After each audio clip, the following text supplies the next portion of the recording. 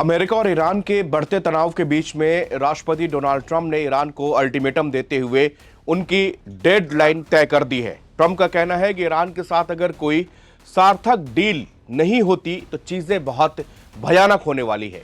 उनकी ये चेतावनी मिडिल ईस्ट में यूएस फोर्स के तेजी से बढ़ने के बीच आई है, जिसमें यह अंदाजा लगाया जा सकता है कि ट्रंप इस वीकेंड ही ईरान के खिलाफ मिलिट्री एक्शन ले सकते हैं।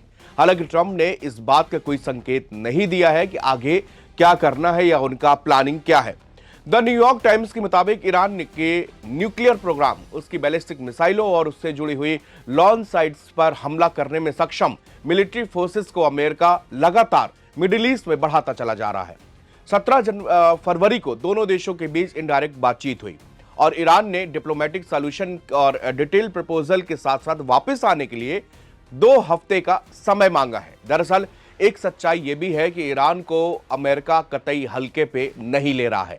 ईरान वेनेजुएला नहीं है। वेनेजुएला में पूरा होमवर्क सीआईए ने कर रखा था, सिर्फ उसको प्रपोज करना था, तो अमेरिकन आर्मी ने आसानी से किया। ईरान में चीजें आसान नहीं है। सबसे बड़ा खतरा है सीक्रेट इनपुट का। अमेरिका को ईरान के बारे में इतना सीक्रेट इनपुट नहीं है, या यूं कहें कि ना के बराबर है। यानी आप हमला करने का जोखिम नहीं उठा सकते। एक उदाहरण के लिए, मुझे पता है कि मेरे दुश्मन के पास क्या सुविधाएं हैं, किस तरह से हथियार है, इसके कौन एलाइज है, कौन मित्र है, ये कहां तक जा सकते हैं। यदि ये आपको पता है तो आधी जंग आप वैसे भी जीत गए। लेकिन अमेरिका के साथ में एक ऐसा दुश्मन है जिसके बारे में आपको बहुत कुछ नहीं पता। दुनिया को उसके बारे में उतना ही पता है जितना वो चाहता है कि हां, इतना आपको पता चले। अमेरिका की सबसे बड़ी टेंशन यही है। तभी पेंटागन ने ट्रंप को मैसेज भिजवा दिया था कि I am ready for the attack. लेकिन ट्रंप ने उसी व्हाइट हाउस में फिर से एक मीटिंग बुलाई। उन्होंने एक्सपर्ट से पूछा कि इस युद्ध में आप दोनों साइड, यानी पक्ष और विपक्ष, आप दोनों चीजें इसकी बताइए। जब ये मीटिंग खत्म हुई तो ट्रंप बहुत ज्यादा खुश नहीं दिखाई दिए थे। यूएस के अधिकारियों ने बताया है कि अमेरिकी मिलिट्री की तैयारी में दर्जनों रिफ्यूलिंग टैंकर शामिल हैं, जिन्हें यूएस सेंट्रल कमांड ने इस इलाके में भेज दिया है। 50 से ज्यादा additional fighter jet, 2 aircraft carrier, strike group जिनके साथ में डिस्ट्रॉयर, क्रूजर और सबमरीन है। Aircraft carrier USS Gerald R Ford, जो कि कैरेबियन से आया था और वेनेजुएला के प्रेसिडेंट निकोलस मादुरो की सरकार पर दबाव बनाने वाले नेवी फ्लीट का यह हिस्सा था।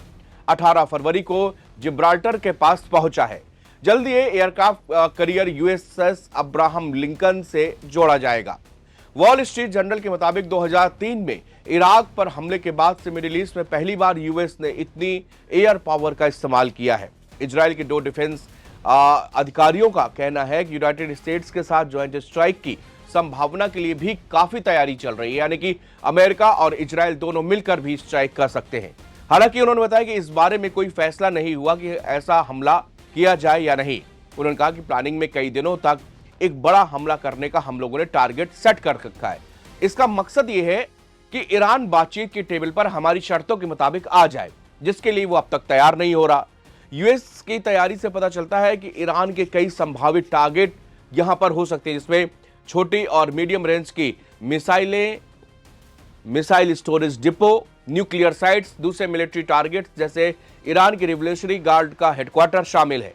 यूएस अधिकारियों ने कहा है कि टारगेट के दायरे पे आखिरी फैसला काफी हद तक प्रेसिडेंट ट्रंप पर डिपेंड करता है। एडमिनिस्ट्रेशन और मिलिट्री अधिकारियों ने बताया कि जब तक प्रेसिडेंट ने जनवरी में ईरान पर हमला करने की धमकी दी थी, तब से यूएस ने अपने डिफेंसिव एसेट्स को मजबूत किया है।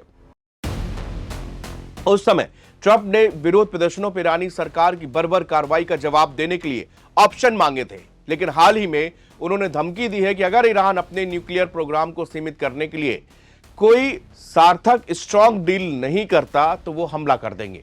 उन्होंने कहा कि एक बड़ा आर्मडा आपके देश की ओर बढ़ता चला जा रहा है।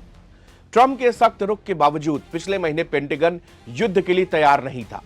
मिडिल ईस्ट में फैले हुए 30 से 40 हजार यूएस सैनिक, जिसमें 8 परमानेंट बेस भी शामिल है, इनके पास ईरानी कार्रवाई से बचने के ठोस उपाय नहीं थे। यानी अमेरिकी हमले का अगर ईरान जवाब देता तो अमेरिका को बहुत ज्यादा नुकसान पहुंच सकता था। रिपोर्ट यहां तक कहती है कि अमेरिका के वॉरशिप तक उनको भी नुकसान पहुंच सकता था। इसलिए पेंटागन युद्ध के लिए बिल्कुल भी रेडी नहीं था। अब ईरानी हमले से बचने के लिए एयर डिफेंस सिस्टम भी मिडिल ईस्ट पहुंच चुके हैं। ट्रंप ने जिस तरह के ऑपरेशन की बात कही थी उसे करने के लिए जरूरी एक्स्ट्रा फाइटर जेट यूरोप के यूएस बेस पर बेकार पड़े थे। मिडिल ईस्ट में 20 साल की लड़ाई में जमा हुआ ज्यादातर मिलिट्री हार्डवेयर तब से इस इलाके से चला गया, लेकिन पिछले महीने यूएस मिलिट्री ने जरूरी एयर डिफेंस जिसमें पैट्रियट मिसाइल सिस्टम और terminal high altitude area defence यानी थाड़ सिस्टम शामिल है, इनको इस इलाके पे भेज दिया गया है। दोनों ही सिस्टम ईरानी बैलिस्टिक मिसाइल को रोक सकते हैं, इनमें एक क्षमता है। एक मिलिट्री अधिकारी ने कहा कि यूएस मिलिट्री अब अपने सैनिकों, साथियों और एसेट्स को आसानी से बचा पाएगा। ईरान की किसी भी जवाबी कार्रवाई से बड़े पैमाने पर अब नुकसान नहीं हो पाएगा, ये नुकसान रुकेगा। लेकिन बड़ा सवाल यह है कि क्या यूएस मिलिट्री एक लंबी और बड़ी लड़ाई के लिए तैयार है? फ्लाइट ट्रैकिंग डेटा और यूएस अधिकारियों के मुताबिक अमेरिका बिल्डअप में दर्जनों एक्स्ट्रा F-35, F-22 और F-16 फाइटर जेट भी शामिल है, जो हाल के दिनों में यूएस से यूरोप और आगे मिडिल ईस्ट की तरफ जा रहे हैं। अधिकारियों का कहना है कि लंबे हवाई अभियान के लिए जरूरी है कि दर्जनों रिफ्यूलिंग प्लेन भी इनके साथ आगे बढ़ाए गए हैं। मिलिट्री अधिकारियों ने कहा है कि दूसरा एयरक्राफ्ट कैरियर गेराल्ड फोर्ड और उसके 3 डिस्ट्रॉयर एस्कॉर्ट वीकेंड तक अगले हफ्ते की शुरुआत में मेडिटेरियन में हो सकते हैं। अधिकारियों ने बताया कि इस फोर्ड को शुरू में तेल अवीव और दूसरे इजरायली शहरों और कस्बों की रक्षा के लिए इजरायल के तट के पास तैनात किया जा सकता है। एक मिलिट्री अधिकारी ने बुधवार को बताया कि कैरियर के पास अपना खुद का डिफेंस सिस्टम है, जिसके साथ में चलने वाले डिस्ट्रॉयर भी शामिल है। उन पर ये निशाना या साधी गई मिसाइलों को आराम से मार गिरा सकते हैं। उन्होंने कहा कि अगर कैरियर तेजी से आगे की ओर बढ़ रहा है तो एयरक्राफ्ट कैरियर को बैलिस्टिक मिसाइल से मारना बेहद मुश्किल है। अधिकारियों ने बताया कि अमेरिका का B-2 बॉम्बर, जिसका इस्तेमाल पिछले साल ट्रंप ने ईरान पर किया था, वो और दूसरे यूएस बेस्ड लंबी दूरी के बॉम्बर भी अलर्ट मोड पर रखे गए हैं। हाई अटैक के लिए एयरक्राफ्ट के अलावा 4 इलेक्ट्रॉनिक वॉरफेयर जेट शामिल है, जिसका इस्तेमाल रडार और कम्युनिकेशन सिस्टम को जाम करने के लिए किया जाता है। जनवरी के आखिर में जॉर्डन ये पहुंच चुके हैं। 30 जनवरी के सैटेलाइट इमेज में बेस पर कम से कम 5 MQ-9 रीपर ड्रोन भी दिखाई दिए हैं। 19 फरवरी को वाशिंगटन में बोर्ड ऑफ पीस के एक इवेंट में बोलते हुए ट्रंप ने कहा कि ईरानी प्रतिनिधियों के साथ बातचीत चल रही है और इसे कंस्ट्रक्टिव बताया, लेकिन चेतावनी दी है कि प्रोग्रेस ऐतिहासिक रूप से मुश्किल रही है। ईरान के साथ इनडायरेक्ट बातचीत में यूएस को लीड कर रहे यूएस नेगोशिएटर स्टीव विटकॉफ और जेरेड कुशनर का जिक्र करते हुए प्रेसिडेंट ने कहा कि ये अच्छे लोग हैं और वो दोनों को पसंद करते हैं और उनकी कुछ बहुत अच्छी मीटिंग्स भी हुई है, जिसके कुछ बहुत अच्छा रिजल्ट भी सामने आए हैं। जैसा कि आप जानते हैं कि ईरान अभी भी एक हॉट स्पॉट है और वो लगातार मीटिंग कर रहे हैं और ईरान के प्रतिनिधियों के साथ उनके अच्छे रिश्ते हैं। ट्रंप ने आगे चेतावनी दी कि अगर 10 दिनों में कोई मतलब की डील नहीं होती तो अमेरिका आगे बढ़ सकता है और कदम भी उड़ा सकता है। ट्रंप ने कहा कि आप जानते हैं अच्छी बातचीत हो रही है, इतने सालों में यह साबित हो गया है कि ईरान के साथ कोई अच्छी डील करना आसान काम नहीं है। हमें एक अच्छी डील करनी होगी, नहीं तो परिणाम बहुत बुरे होंगे। उन्होंने आगे कहा कि हम एक कदम और आगे बढ़ाना पड़ सकता है या नहीं भी। शायद हम एक डील करने जा रहे हैं जो आपको अगले 10 से 15 दिनों के बीच पता चल जाएगा। यानी कि जो 10 से 15 दिन है, ये ईरान को अमेरिका की ओर से दिया गया अल्टीमेटम है। यानी कि 10 से 15 दिनों के आप एक फाइनल प्रपोजल लेके एक बार फिर मीटिंग के लिए आप तैयार होइए। इस फाइनल प्रपोजल में आप जो बातें नहीं मान रहे थे उनको मानिए और फिर इस तरह से आपके ऊपर युद्ध का खतरा खत्म होगा।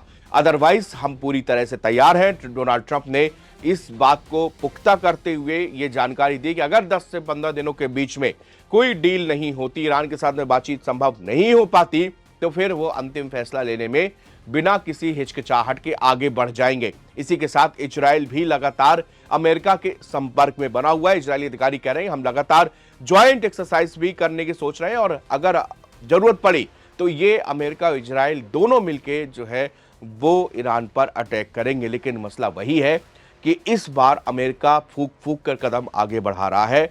कई राउंड की व्हाइट हाउस में मीटिंग हो चुकी है, जिसमें ट्रंप ने बड़े बड़े अधिकारियों से इस बात को पूछा है कि इससे अमेरिका को क्या नुकसान पहुंच सकता है। ईरान टेढ़ी खीर है। ईरान के साथ में सभी एक्सपर्ट ये बता रहे हैं कि ये युद्ध बहुत ही लंबा खिंच सकता है और पश्चिमी एशिया और मिडिल ईस्ट दोनों में कई सारे ऐसे देश हैं जो कि इन दोनों युद्धों की जद में आ जाएंगे। दोनों देशों के युद्ध के जद में वो भी आएंगे। इसीलिए जॉर्डन से लेकर वो तमाम देश जो कि यूएस और ईरान के बीच में नेगोशिएट करा रहे हैं, लगातार मीटिंग करा रहे हैं। उनका कहना भी है कि अगर इस ईरान और अमेरिका के बीच में युद्ध होता है तो पूरे क्षेत्र में भारी अशांति पैदा कर देगा।